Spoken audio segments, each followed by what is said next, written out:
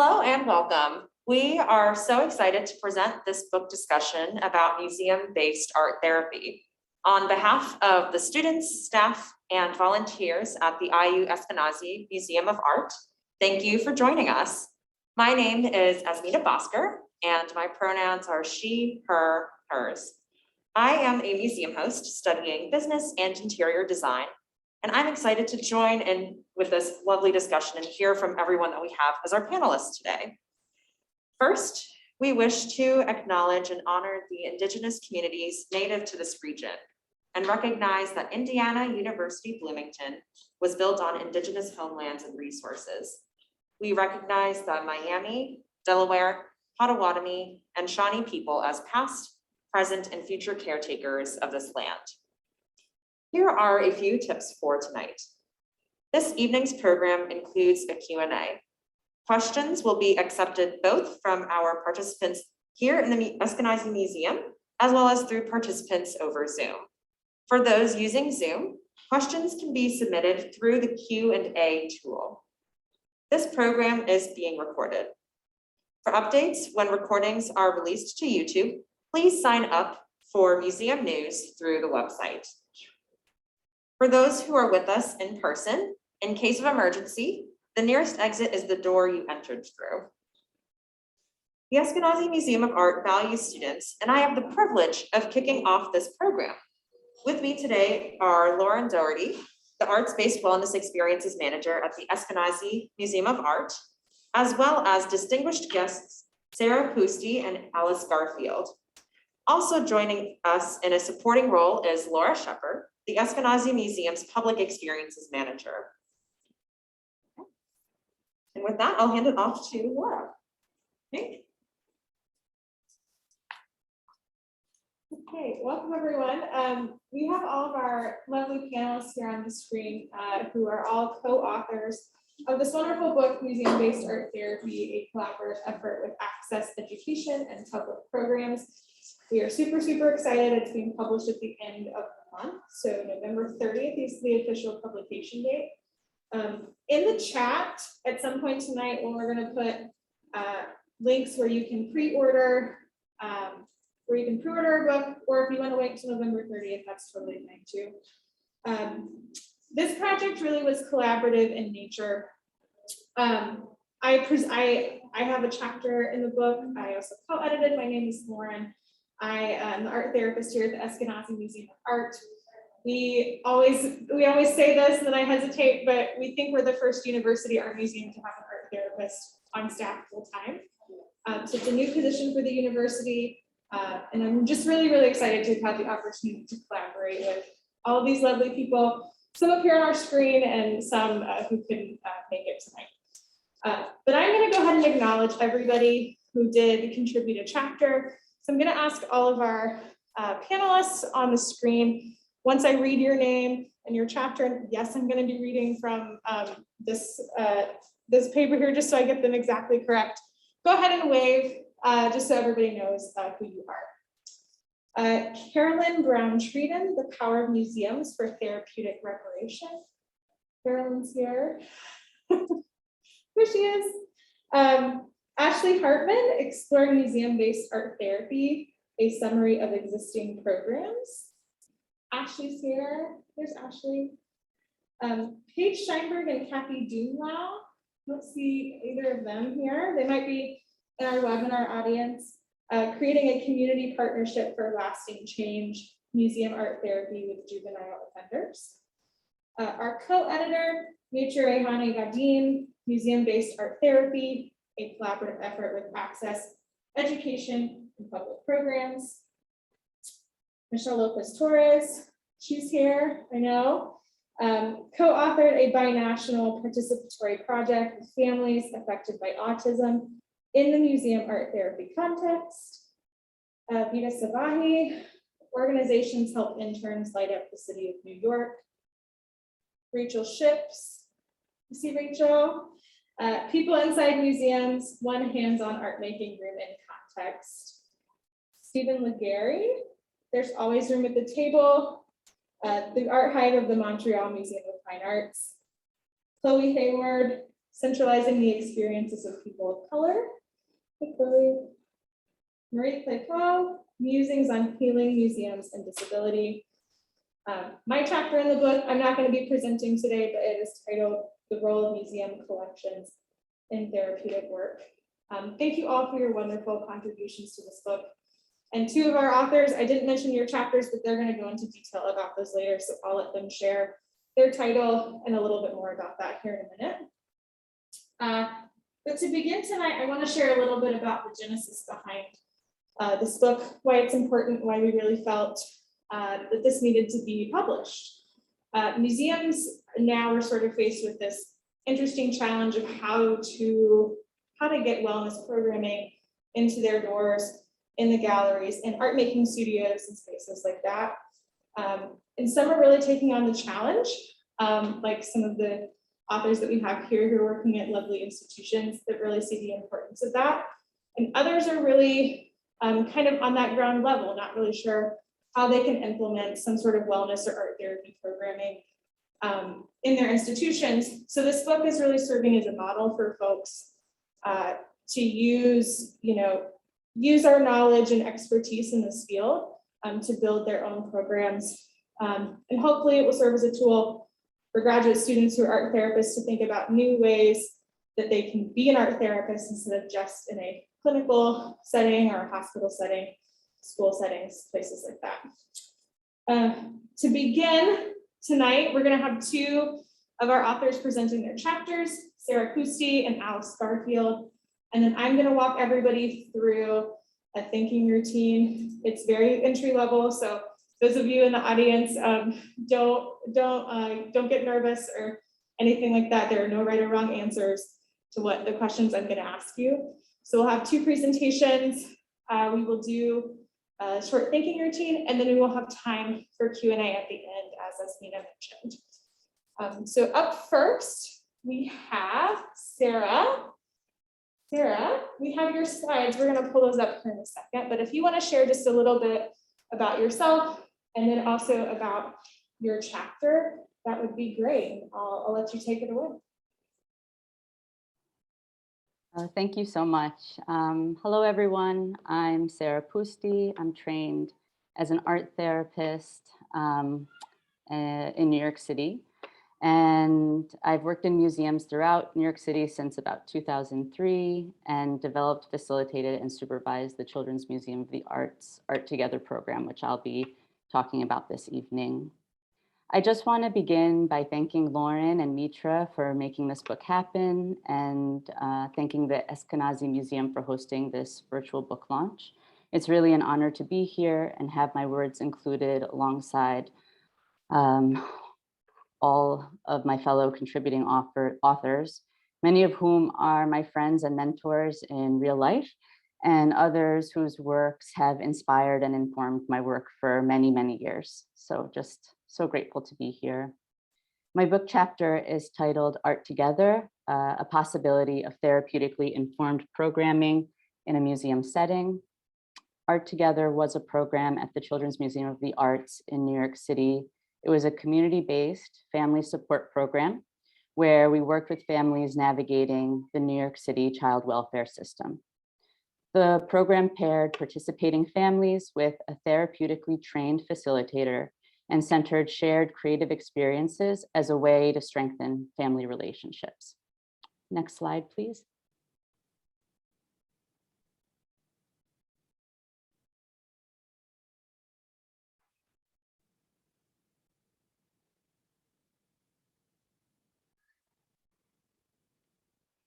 Thank you. So ARTogether was active from, oh, you can go back one, please. Yeah. ARTogether was active from 2010 to 2020. And I'd like to start by sort of framing the moment that I was writing this book chapter in. I began writing in February of 2020. And then by March of 2020, we found ourselves in lockdown in New York City in response to the COVID-19 pandemic. A few weeks later, I received a call that the museum was ending its sponsorship of the ARTogether program. Simultaneously, I watched the news of internationally acclaimed museums with huge endowments, laying off their entire freelance education staff. Museum workers began to share stories publicly. Education workers, frontline staff were losing their jobs in the wake of the COVID-19 pandemic.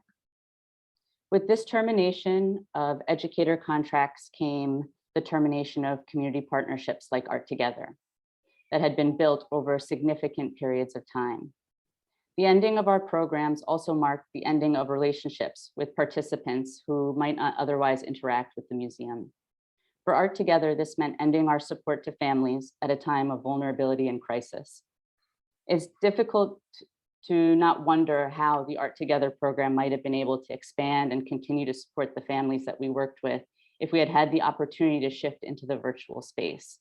I think we would have been able to provide care during some of the worst moments of the COVID-19 pandemic here. Then in late May and June, during the Black Lives Matter uprisings and protests across the United States, I watched as many of the same museums were quick to make statements of solidarity with the Black community, with protesters, claiming on social media or on their landing pages that they were committed to fighting systemic racism. It was hard to trust these messages while the same museums laid off their most diverse and lowest paid staff and dismantled programs that primarily serve historically marginalized communities. I begin my book chapter reflecting on what brought me to feel connected and drawn to working in museums. I also wonder how we can continue to create therapeutically informed work while in museum settings while holding institutions accountable to combat systemic racism. Through having a reflective practice, my chapter became a place to archive the ARTogether program as a possibility of therapeutically informed work. I describe how the program was developed, our theoretical approach, the program structure, and the program suggested best practices. At the end of each section, I discuss the work presented through a social justice lens and use reflection as a tool to explore possibilities that we were and were not able to realize. My intention was to both uplift and interrogate the work we built over the last 10 years and to offer what I understood in that moment to inform future programs. Next slide, please. How ARTogether developed. So in thinking about how ARTogether developed, the program explored this question: how can a community arts program support the needs of families navigating the New York City child welfare system? The Children's Museum of the Arts explored this question through partnerships with local foster care agencies, from consulting with similar programs like the Families Together program in Rhode Island, which has been active since the 1990s, and by contracting me based on my art therapy training and experience to help develop a program model that considered the needs of the New York City child welfare system. The program continued to explore this question through building strong relationships over time with agencies across all 5 boroughs. We connected with workers and different agencies through open house sessions, professional development opportunities, and by regularly revisiting the question of how the museum can serve as a resource for families involved in the child welfare system. In the discussion reflection piece of this section, I described the importance of family visitation for nurturing and maintaining relationships during foster care separation and the minimal resources available to support visitation. The ARTogether program was modeled to fill this gap by providing individualized visit support and shifting visits to the family-centered setting of the museum. I also consider the shifts we had to make as we realized that the location of the museum, where it was located, and at times the space itself, presented a barrier for families to participate. Last, I reflect on whose voices were present and whose voices were missing in the development of our program. Next slide, please. Theoretical approach. ARTogether used an interdisciplinary approach to support families on relational goals like improving communication and connection. Our approach combined best practice models from attachment research, community-based art therapy practice, and museum education. In thinking about community-based art therapy practice, we recognized the significance of engaging in a creative process. The process of making art became an active way for families to connect through the collaboration, communication, and at times negotiation required in working together or even alongside one another. Through making and viewing art, families were able to lead the exploration of their own personal narratives, their own curiosities and togetherness. And the concrete nature of making a finished product, was able to serve as a way to encapsulate that shared experience and maintain connection, especially for families that were experiencing court-ordered separation. In the discussion and reflection section of this portion, I cite from the detailed report by Lisa Sangoy and the Movement for Family Power to discuss how the criminalization of poverty and institutionalized racism critically dictate how the child welfare system functions. Understanding the patterns that exist within the child welfare system were important in informing our approach to working with families, and having an awareness around the power we hold as facilitators was also essential to this work. I speak about the importance of supervision and describe how supervision became built into our program after my own early experiences of being the only facilitator and not having access to regular supervision.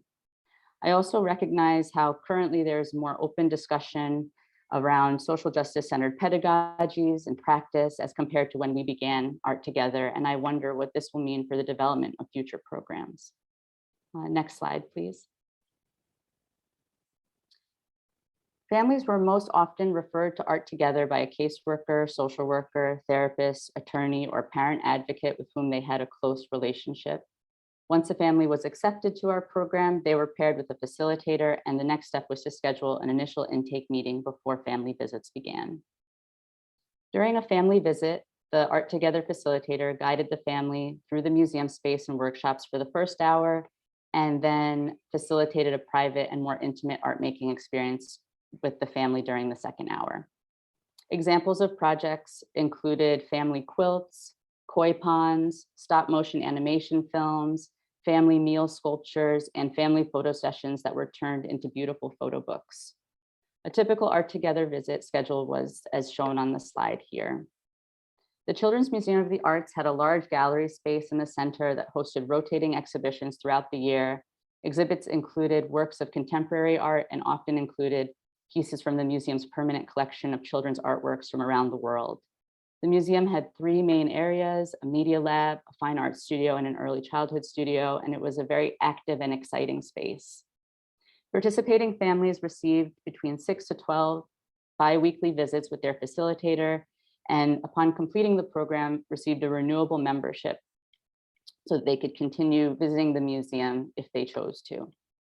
Lastly, as clinically trained professionals, we were able to provide progress reports and advocacy letters to family court by consent and request of participating caregivers. In the discussion and reflection of this section, I talk about how as ARTogether facilitators, families were connected with us specifically because of their involvement in the child welfare system. It was necessary for us to be aware of our associations with this system, even when we did not share the values of this system. In this section, I discuss how themes of surveillance and control come up repeatedly in the child welfare system and how these themes echoed out into our work with families and the ways we attempted to address and reduce harm as our understanding and awareness expanded over time. Next slide, please. In the last section, I talk about the ARTogether program's best practices. The ARTogether model focused on supporting both the caregiver and child as they engage together and continue to strengthen and repair relationships. This slide shows a brief summary of the program's suggested best practices. In the discussion and reflection, I talk about how this list of best practices was written in 2016 as part of a PDF that was both a public offering and a teaching tool. In my reflection, I explore possibilities of why this list was not updated as our perspectives shifted over time. I note how some of the language is outdated and then consider places where we overlooked the intersections of class and race that continue to be activated in museums that are reflective of white dominant culture. And last slide, please. I know it says conclusion, but really, I just want to end by sharing my appreciation. I want to express my gratitude to all of the families and workers that we worked with through ARTogether, who trusted us to be a small part of their journey. All the facilitators whose dedication and creativity made ARTogether, the Children's Museum of the Arts for supporting the development of this unique program and being its home. And last, my appreciation to my family, friends, and colleagues who supported me to write this chapter during a time of such uncertainty. Thank you. And I'll pass it back to you, Lauren.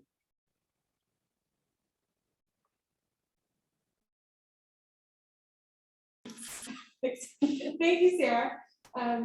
If you have questions for Sarah, we are allowing questions at the very end for our Q&A, so kind of hold those until the end, but you're welcome, if you are virtual with us, to go ahead and type those into the Q&A box. We will not be checking the chat. Correct. Yeah, correct. For those questions. Wonderful work, Sarah. When I was reading your chapter, I was inspired by all of your work, but Sarah, that program is just, it really hit close to home. I started my job as an art therapist working with a lot of kiddos in the child welfare system here in Indiana. And so some of the things that you were mentioning just really seems like a beautiful, beautiful program. Next up, we have Alice, who's going to present. So I will go ahead and hand things over to you. And I think you're going to screen share. Hopefully we'll be able to do that. Great, thank you so much. Thank you so much, Sarah, for that really moving presentation. That was amazing. Thank you. And to everyone for being here and for organizing this event. I always find it really uplifting to be with people who do similar work and share similar goals and values. So it's lovely to be with you all. I'm Alice Garfield. I work at the Museum of Fine Arts in Boston. And I'm the coordinator for the Restorative Arts program and the Artful Healing program. So today I'll talk about the Artful Healing program, which is what my chapter is on. It's subtitled Putting the Art in Partnership. And my chapter is all about kind of all of the different things that come together to make our program work. As Sarah mentioned, I had written this chapter in, I think, the fall of 2019. So everything changed and is now changing back, which is really hopeful. But we were one of several museums that lost most of our education staff, including me, for several months. So I am above all grateful to be back. But I will share with you a little bit about the Artful Healing program, how it came to be, who was involved, and a little bit about kind of where we went and how we came back. Everyone see?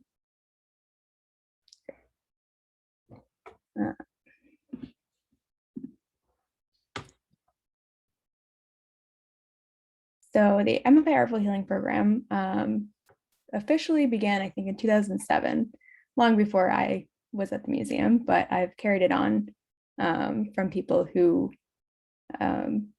brought it to be in terms of partnering with local hospitals. So we work with several different hospital partners, including Boston Children's, currently Dana-Farber and Brigham and Women's.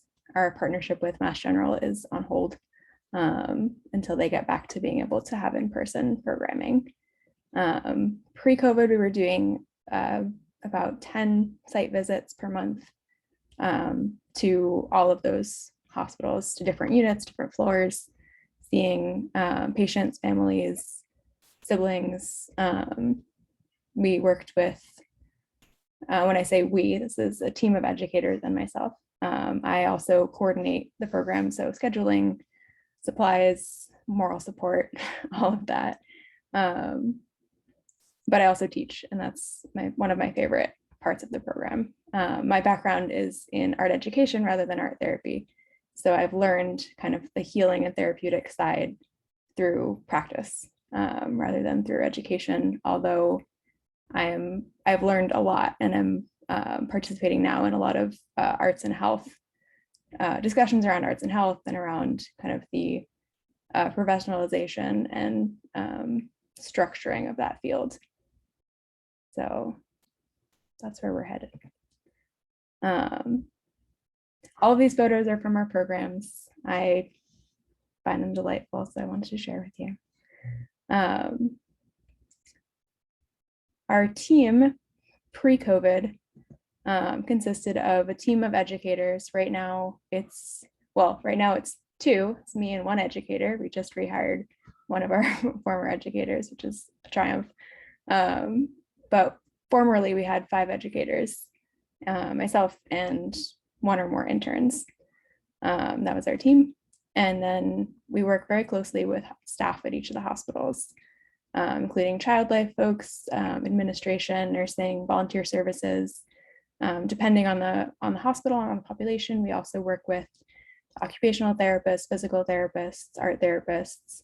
It takes a big team, a village, to make these programs happen. And we're grateful for their time and they're grateful for our time. So it works out well. Our programs are entirely funded by donors and grants. So we don't receive any funding from the museum's budget. So we're also very grateful to those who have allowed us to continue.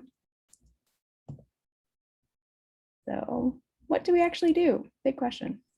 My chapter is, oh, yeah. Alice, really quickly, your slides aren't advancing if you're screen sharing. I know you're screen sharing, but we can still see the first slide. Okay, let's see. Let me see if I can restart it, because you're missing some really cute photos.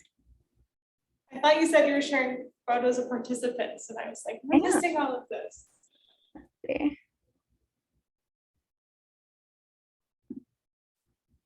All right, one more time.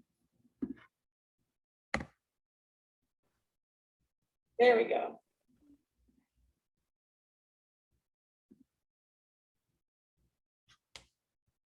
Trying to see if it'll still stay sharing with you if I go back into full screen.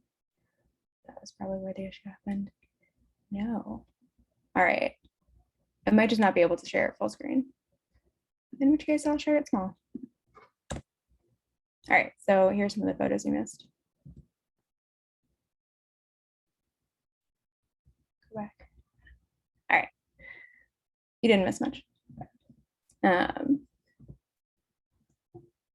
So the chapter that I wrote is, I chose to do it kind of in two styles. Half of the chapter is a discussion of the program, history, structure, missions, goals, how it works. And the other half, kind of alternating with the discussion, is a story. Because storytelling is one of the ways that we connect with people and that we share the work that we do most effectively. So it is a story about a visit that I had with a patient, but it is representative of many visits with many patients.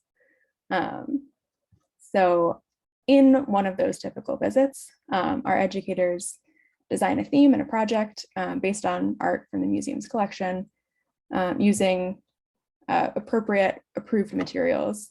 We work with a lot of different populations, so sometimes that might mean, if we're working with small children, choking safe materials. If we're working with patients with behavioral concerns, that might mean limited materials. But we work closely with the hospital staff to make sure everything that we're bringing is safe.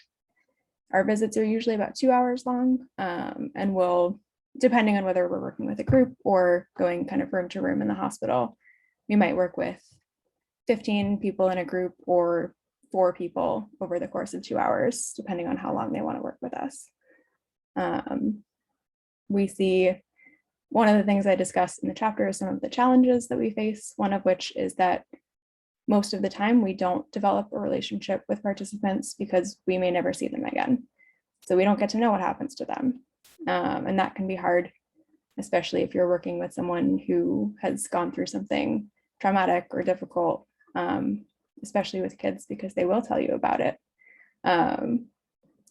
And so I've worked with our educators and with the hospital staff to develop resources and methods, and we used to have regular meetings to talk about the things that we encountered and talk about strategies for coping with some of the things that we come across. We also hope to strengthen our participants' relationship with the museum. So we offer free museum passes and scholarships to studio art classes at the museum for those who are staying in the area. Often we'll see people who are coming from other states and other countries. So sometimes it's not possible for them, but we always offer.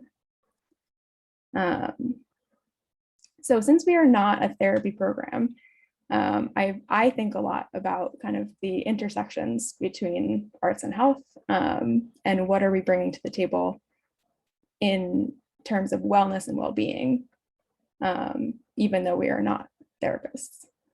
These are some of the things that we've observed, gotten feedback on from participants and patients and families and hospital staff. The program has been evaluated. These are some of the findings from the evaluations, as well as our own evaluations and surveys and just anecdotal feedback. So one of my favorite things that we do and that we offer is this item on encouraging choice, agency, and independence, because that is something that art can offer in a way that's unique. Safe challenges, safe risk-taking. That is something that a lot of people in the hospital, especially children, don't have the chance to do, because someone is always telling them what they have to do and when they have to do it, and they don't really get to make a lot of choices. So we're happy to be able to offer that. We collect feedback. These photos are almost entirely all the photos that we have of the program. Because of privacy concerns, we don't take a lot of photos, but we do collect a lot of quotes.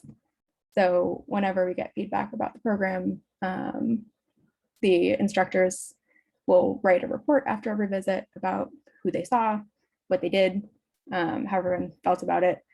And I compile these quotes and we hang on to them, because this is another one of the ways that we can share our stories and share the impact that this work has for participants, for hospital staff, and for us as educators.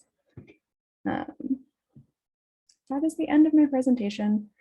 There's much more to the program, but this is a little slice of it. So I'm delighted to share it with you all. Thank you.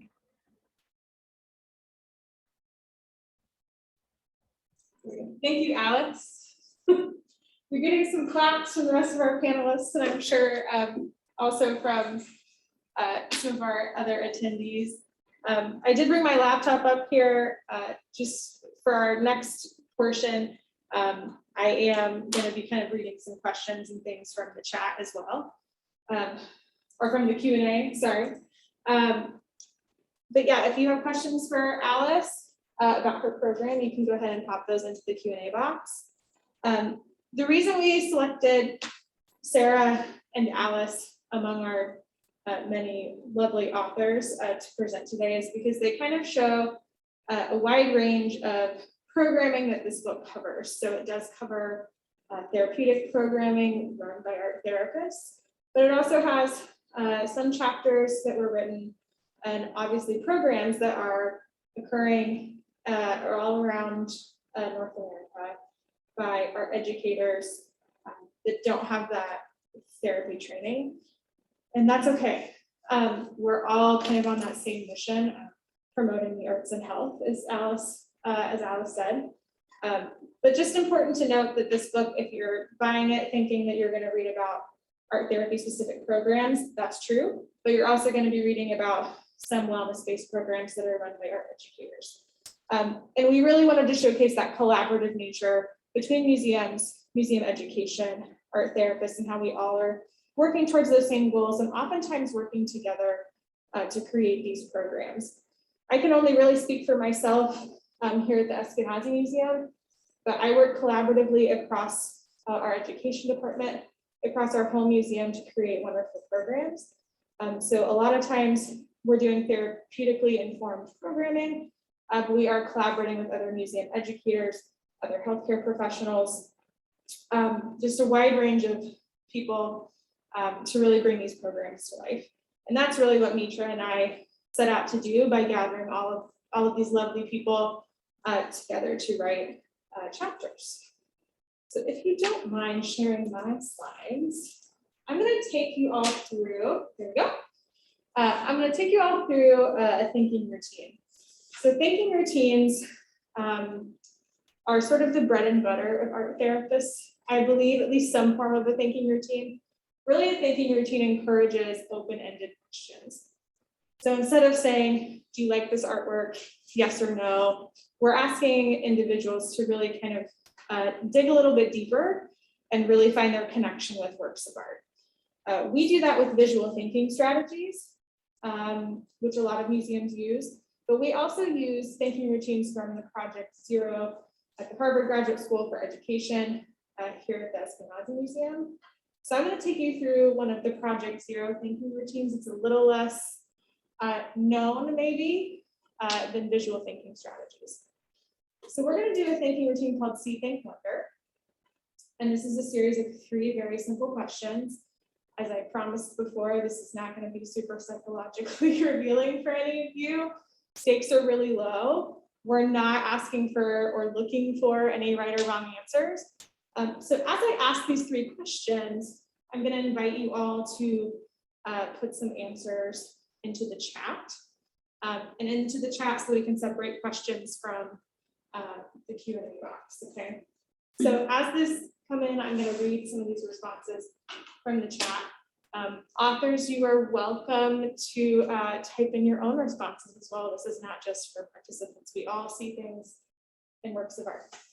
So with this thinking routine, See, Think, Wonder, I'm going to start with this question: what do you see?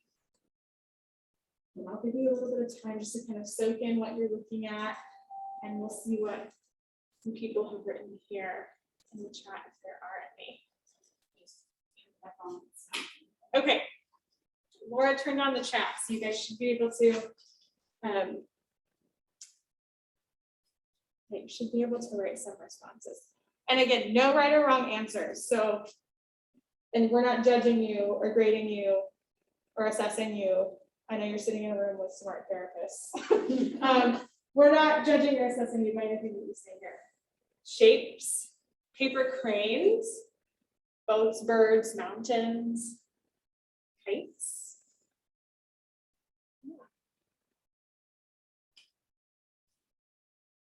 When I first looked at this image, I was seeing sort of the black shape. I'm pointing like you all can see where I'm pointing. The shape up kind of towards the left-hand side that looks like a storm's brewing. Yeah, Azmina, thank you. Just circle the part. Okay. Harbor Mountains, birds. I see a dream, sails, horizon, mapped mountains, water, grounding. So these are some examples of things that we're seeing. Reds, blues, yellows. Oh, hi, Marie. You are here. It's great. Marie is also one of our co-authors. I'm so glad she's here. Yeah, overlapping shapes. So that's that C part of that thinking routine. So what do you see? The next question is that think portion. What do you think about what you're seeing? Do you have any particular thoughts that are coming to mind as you're seeing these things in this image? This could be maybe memories this is eliciting for you. Anything like that. What do you think about what you see?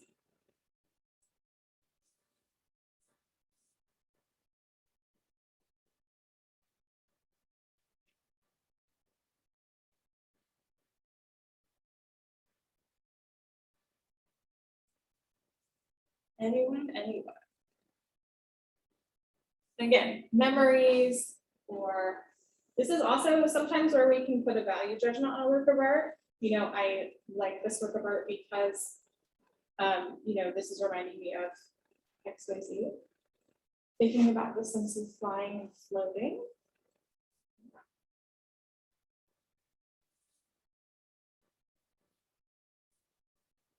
Leaves me wishing I could see into the bubbles. Makes me think of camping or being in nature, being disoriented. Yeah. There's a sense of things transforming.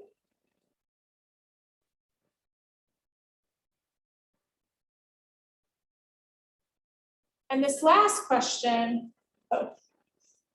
think about freedom and the whimsicalness of childhood. Love that. Movement and anchoring at the same time. Yeah.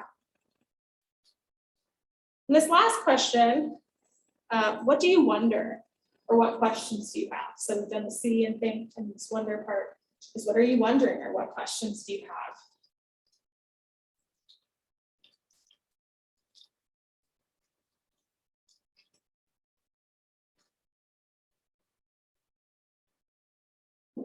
And this is about this work of art, not for history. Where will this adventure take me? I wonder what else is happening in the space we can't see beyond the image.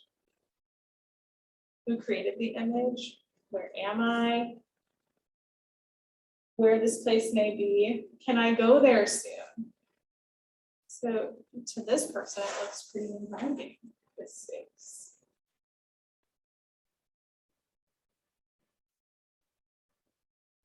Any last questions that we're wondering about? Set the brain in the upper right corner in blue. Oh yeah, that's kind of like a brain. I didn't see that until you just pointed that out. What materials were used to create this? How large is this work? Who is the artist? So I'm going to answer some of those questions, but we're not going to answer all of them. Asmina, can you move to the next slide for me? Great. We'll go back one. There we go. So this is a work from our collection here at the Eskenazi Museum of Art titled Gulls by the artist George Graves. This was made in 1980. This is watercolor on paper. And for someone who asked about the size, 21 by 28 inches roughly. So I use thinking routines in my work. And a lot of art therapists use thinking routines to really elicit those responses, right? So when I asked you what you saw, we heard some responses that were pretty concrete. So like reds, yellows, blues, we were naming shapes. And then some people were transitioning into that kind of unknown realm. We were thinking about where this place is, what's happening beyond this image. Even some more of those abstract emotions and abstract thoughts. And as art therapists, and as museum educators as well, we take those types of responses and we really tailor what we're doing with our clients to kind of match what they were saying. So I obviously couldn't predict what any of you were coming to this webinar with today, and I couldn't anticipate what your responses might be. So I based an art directive on something that I found to be particularly impactful in this work. When I look at this work of art, I see a lot of things that were mentioned, like this idea of seagulls and boats. And to me, it just really reminded me of visiting my grandparents down in Florida. And whenever I talk to my grandpa, he always tells me how wonderful the weather is. And it's always, snowing and cold here in Indiana whenever he says that. But it just got me thinking about our connection that we have to place, where we are, where we want to be, questions like that. Even some of those questions that were raised, what's going on beyond this image, right? So where are we at in space? What's happening around us that we can't see? So Asmina, will you go to the next slide for me? So we might ask our clients or museum guests, whatever you call them at your museum, to create a collage of an important place for them. To me, that might be my grandparents' house. It might be, my home. It might be a place that I feel really safe. And we use the work of art that we just saw as inspiration. So our goal isn't to copy works of art or even to use the same process as the artist even. So, I might ask people to create a paper collage, whereas the artist used watercolor, and that's okay. Because we always keep in mind materials as art therapists, how we're using them, who our client is, and what material can best meet their needs. So if we're talking about this idea of place, and if we're working with a kiddo from Sarah's program, let's say, and they may still be working on developing that sense of safety. That might be a really emotional time for them. So we're going to want to give them something that's a little more controllable, like collage or something like colored pencils, as opposed to letting them sort of paint with watercolor. But this is obviously just one example. So we tailor all of our activities as art therapists and museum educators to meet the needs of our clients. And that's going to look different for everybody. It's going to look different if we're in a group. It's going to look different if we're working with individual clients or with families. So we really do take an individualized approach, and we work on our feet a lot. So if somebody would have come in and we would have looked at this work of art that we just looked at, I might have picked up on some of those other things that all of you were mentioning in the chat, and we might have focused on something that seemed really important to you. This idea of what's going on beyond this picture. To me, that was a really intriguing thought, and that's something that we can create about. We can create about anything as art therapists, but that might be how we tailor a specific experience. The last chapter of this book that Mitra and I wrote is practical methods and strategies for how to engage with works of art in a museum setting. A lot of it's based on my own experience working here at the Eskenazi Museum and how we use works of art. And then some of it's based on Mitra's work that she's done and how we're using all of our senses to engage with the work of art, how we're using all of our resources we have at the museum, our wonderful collections, the information curators can even give us about artists, art mediums, things like that, how we all can collaborate and really bring these works of art to life in therapeutic treatment or therapeutically informed programs. Yeah, so with that, we'll move over to the Q&A portion of our program. If anyone has questions, you can go ahead and put those into the Q&A box, and we will answer some of those. And you also can ask questions of any of our authors. So if you didn't catch the very beginning, I read off all of our authors and their chapters. So if you have any questions for our authors and they are here today, feel free to ask them questions as well. Do we have any questions?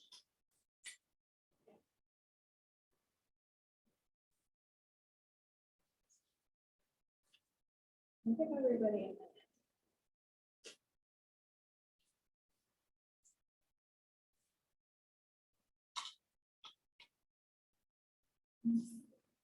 We can also stop screenshot.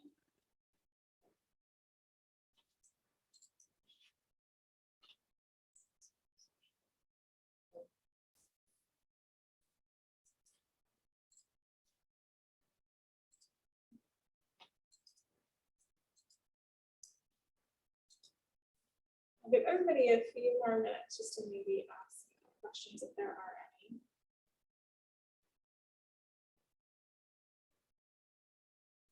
While we're kind of waiting on those to come in, I do want to just say a thank you again for all of our authors who contributed to this wonderful book. It was a real pleasure working with all of you. You made it not seem so daunting, this project of co-editing a book. All of the work you're doing is absolutely amazing.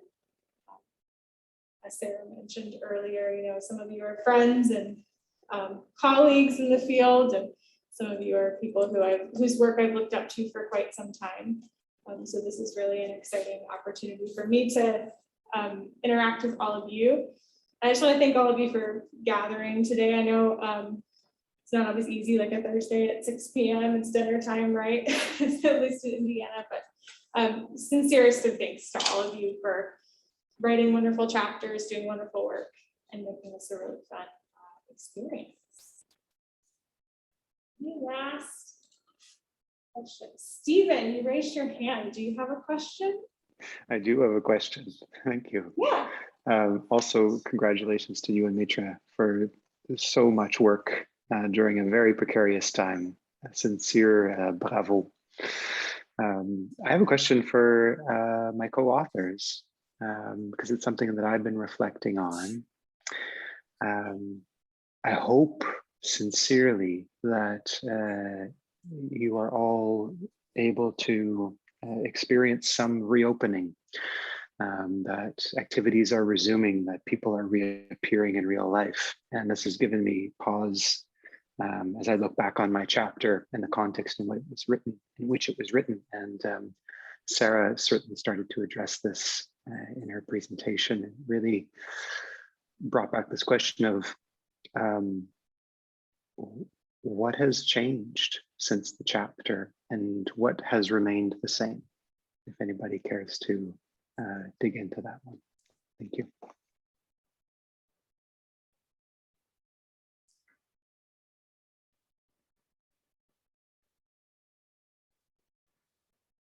Anyone, you can jump in if you want. I'll let someone else kind of answer. I was actually just going to say, Lauren, you can also answer that question if you want. Yeah, I can, but I'll give someone else a chance to talk too if they want to. I don't have a lot to offer to this, Stephen, but one of the exciting evolutions that has happened with my work in museum and instilling that into students that I teach, with COVID, most of my interns went to telehealth. And we're struggling with how do you do art therapy over a computer with clients who may not have a lot of resources. And it could be an economic hardship to ask them to acquire materials. So we talked about the museums, because many museums around the globe went virtual with COVID, and how they could do something like what Laura shared with us with their virtual clients, of going to a museum space together in their virtual sessions and finding those pieces of art to talk about and creating responsive art to that. Or for clients, some of them, their only privacy was driving in a car for their session. Have them look at it before and email a link to the image. So now you had something to talk about. So it's really been exciting to see how the accessibility of museums has evolved since I first started this work. What do we decide it was, Sarah, 15 years ago, 16 years ago, that the virtual collections have increased exponentially, and that has created many more opportunities for accessibility.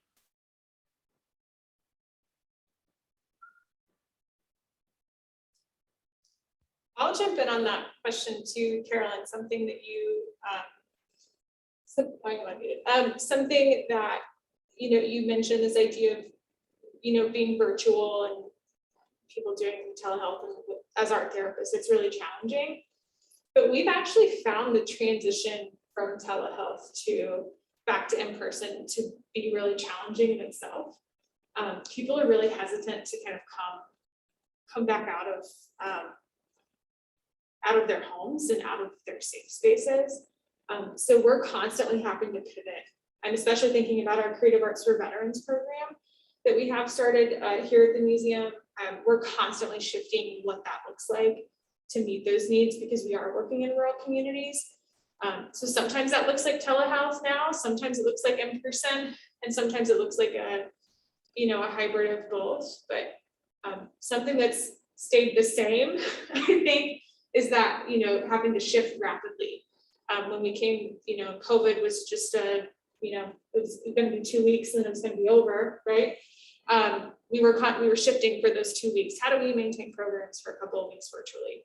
Well, that's easy, but it came longer and longer and longer. But now we're having to still have that flexibility and shifting our programs to meet the needs of our participants. And that's been really challenging, but it's also been really rewarding to see that our museum actually can meet a diverse set of needs with a lot of different circumstances. So that's something that I found to be, particularly meaningful in the work that we're doing right now, especially here at our museum.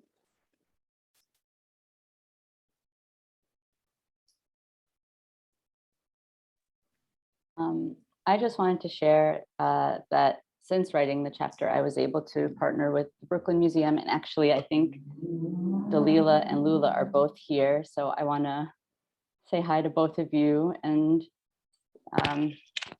send love to both of you. And the three of us were able to develop a program with the Brooklyn Museum called Art and Empathy, where we used art viewing and art making in the virtual space to support at times 100, 200 people in our virtual spaces to think about themes that were coming up across the globe around COVID. And it was a really incredible experience. And just Dalila and Lula working with both of you was just kind of like after the experience of ARTogether closing so abruptly and going through that experience, it brought me a lot of hope and reminded me a lot about what we're able to do when we're looking at artwork and making artwork with one another as a way to support and create community and promote a level of healing. So just want to put that out there.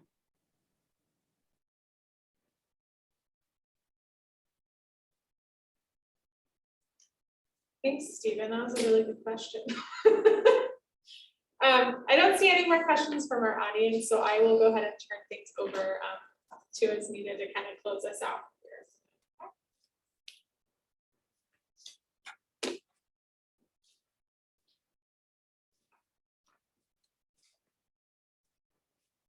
Okay. Well, thank you so much to Lauren, to Sarah, and Alice for talking with us today. And also a big thank you to all of our lovely panelists who have joined us this evening and have made such fabulous contributions to this book. Upcoming, we invite you to treat yourself to a free self-care Saturday with us. RSVP for a restorative wellness retreat with slow flow yoga and art on November 13th. Or you can RSVP to reserve a space for December 3rd, where we explore minimalism and the self. Have an idea for a program at the Eskenazi Museum of Art? Well, we encourage ideas proposed by the IU community or even the local community. That is why we offer a program called Community Creative. Please share your ideas that are either inspired by the museum, connected to our museum mission, and even encourage learning, growth, and becoming a better human through meaningful experiences with art. If selected, we will work with you to develop the idea into a program. Today's program and everything we do here at Indiana University's Eskenazi Museum of Art is made possible by philanthropy. We would like to especially thank our supporters of the museum's annual fund, which allows us to continue providing these free programs to you all. So if you have enjoyed this event, please visit our museum's website to make a donation. Gifts big and small make all the difference. Finally, how was your experience today? We appreciate your feedback to help make better experiences. We invite your feedback as you exit the webinar or by exiting and scanning this QR code that will appear. From all of us at the Eskenazi Museum of Art, take care and have a good evening.